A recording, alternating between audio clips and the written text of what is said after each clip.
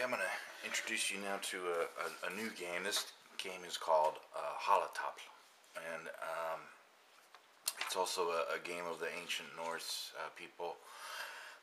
And these are some ancient Norse games that I plan on making a series for. I already did one for Topl, and it's sort of synonymous with the name Nefatopl. And that was a previous series of 30 videos that I made. This is a totally different, even though it has top at the end of it, which just means board. This is a totally different game. It doesn't, you really wouldn't call this a top game, like, because that again has a different meaning of these games that I've already discussed. So, but this is a game that the ancient Norse people played as well. And later on, I'll discuss a game called Halatafl, which is Fox Games and then Nine Men's Morse, also known as Mills. This game, Halatafl, these are some websites that you can find information about this game. And I'll just leave it up here. You can pause it and check out these sites. And basically a little bit of the history of the game. Halatafl is a game that's actually based on a game named Albuquerque, which is a game from the Middle East. That was a Spanish name of it. I think the Middle Eastern name is called Kurkot. Well, how did this game come to be? Well, it's through Sweden and the island of Gotland. The Vikings would travel eastward across the Baltic Sea into Russia, and that began in the early 9th century and lasted about 200 years. So they traded along a lot of those rivers that went south to the Black and Caspian Seas. So for many years they traded with the caliphate there in the city of Atil, I think is how you say it. It's Atil. It's on the northern Caspian shore, and they even made it down to Baghdad. And there were some permanent Viking settlements that were set up as trading stations with the east, and such as the cities of Novgorod, which they founded in 860, and Kiev, which they had captured. So, it's probably there where the Vikings, easily came into contact with the Muslims there who played Kurkot, and they traded with them. They were actually one of their favorite people to trade with because they valued silver more than gold. The Vikings did, and the Muslims there had a lot of the silver, so that's what they wanted. Anyway, this game is once again called Halatafl, and the setup. Halatafl is it's a ancient Norse board game. It dates from somewhere probably around the year of 1000, and so it's probably sometime in the late 9th or late 10th, early 11th century. It's played on a 7x7 square top board, and with the center and the corner square specially marked, and each player, one player would sit on this side, one player sits on this side, and each player has 22 checker pieces, and it's arranged just like this. There's 5 in the middle of the bottom rank, then there's 7, and then 7 again, and then 3 on the next ranked on the left side of the board, and the on this player's left there's 3 up here. And the 4 corners and the 1 middle square is vacant. And you would call this would be like green's strong side because he's got the 3 extra pieces up here. This would be his weak side because blue has the 3 extra pieces on that side, on the right side. And the board is divided up sort of in flanks. This would be the left flank, this would be the right flank, and then this would be the middle. And well, what are the rules?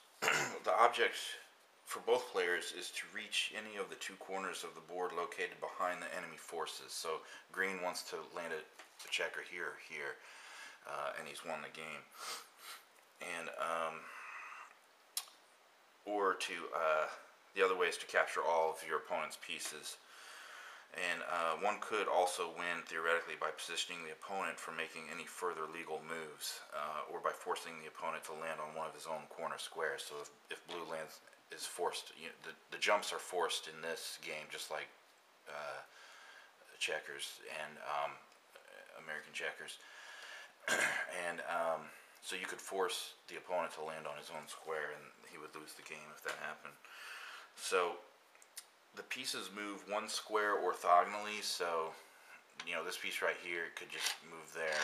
If there's no piece here, then it moves here and here. So one piece orthogonally is like how a rook would move, but just one space at a time. So it's the rook's move, just one space. And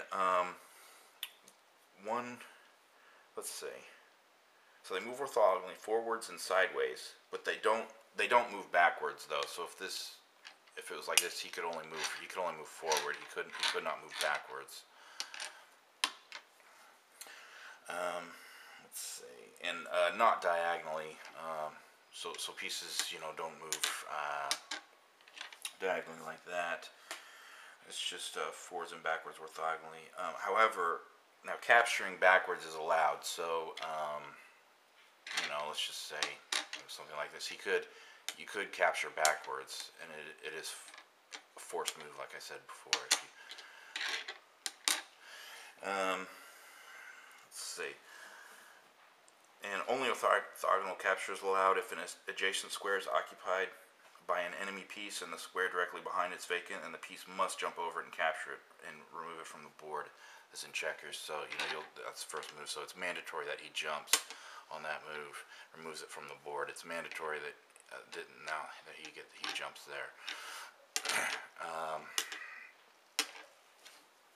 Let's see.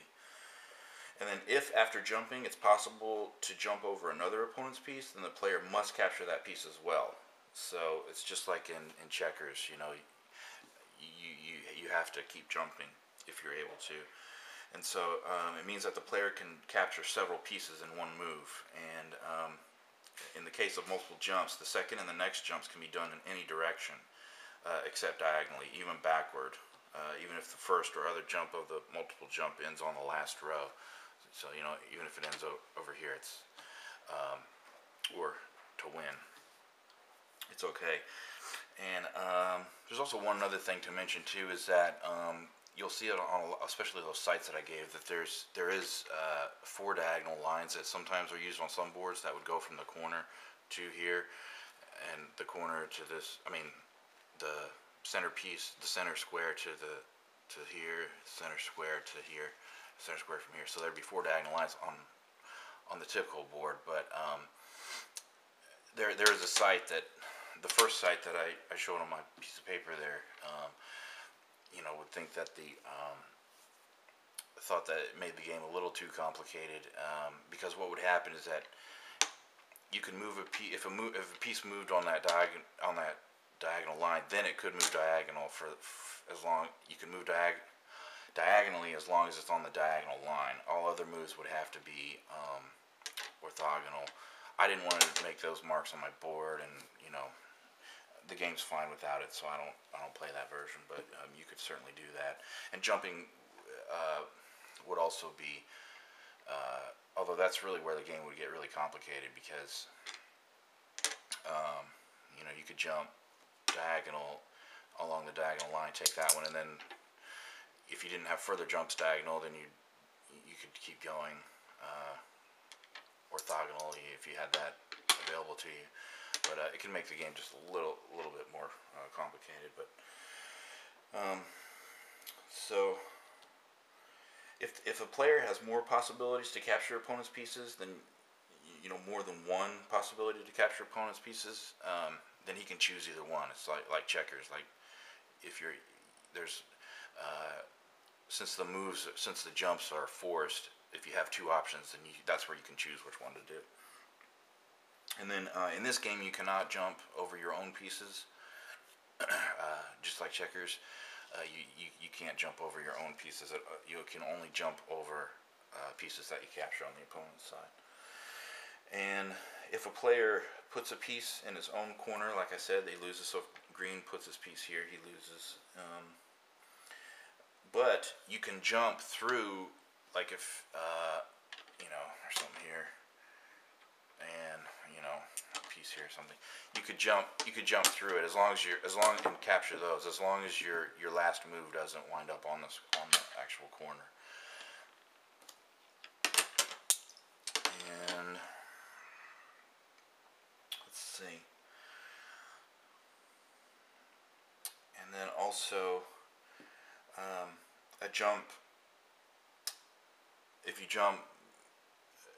you do that same thing, but on your enemy side, it's not a win because your last move wasn't on the corner. So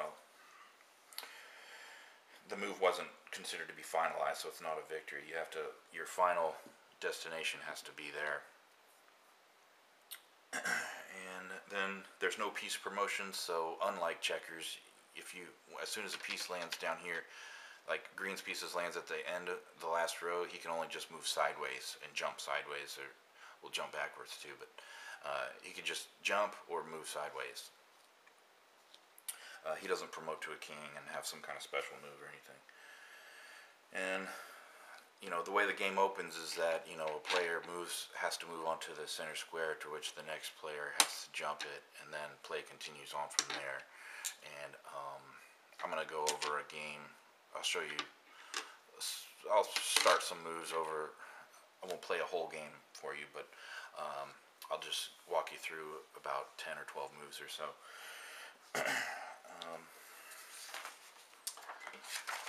And